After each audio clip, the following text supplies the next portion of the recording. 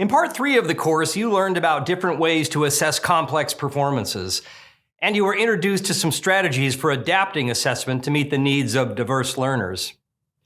I hope at some point in your part 3 experiences you thought to yourself, isn't the ultimate goal for this class related to the development of effective assessments? And doesn't this constitute the application of a series of complex skills that would best be assessed using something like a rubric rather than multiple choice items? Where is the validity, sir? Typical college teacher doesn't practice what he preaches.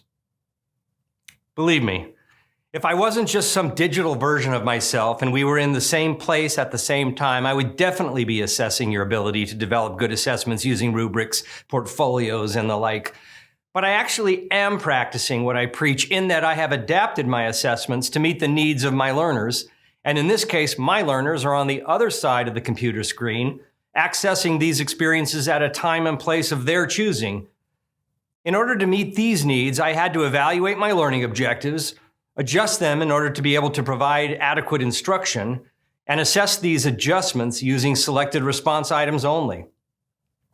So one of the course objectives started out as the learners will create effective assessment items to measure the learning of specific objectives.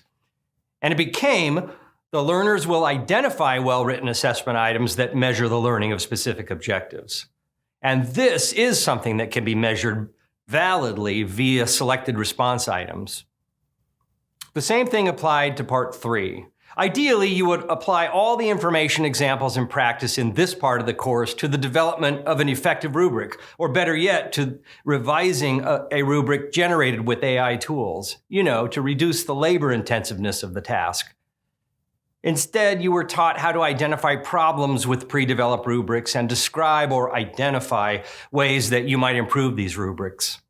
But in my mind, this is a good enough for now solution, because you already have quite a bit of pre-existing knowledge, skills, and experiences to make more immediate sense of the information and examples presented. To explain and elaborate, I go back to the cookie example used at the beginning of this part of the course. And I'll use myself as the example. I have many, many years of life experience in the kitchen, and I've always enjoyed preparing meals, and I have been the primary chef in my home for most of my adult life. But I still have a lot to learn, a lot to improve upon.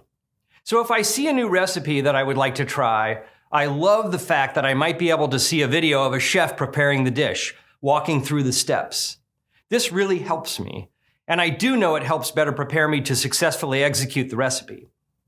I think the same thing goes with this class. You are provided with many recipes for selected response, constructed response, and performance rubric, and portfolio assessments.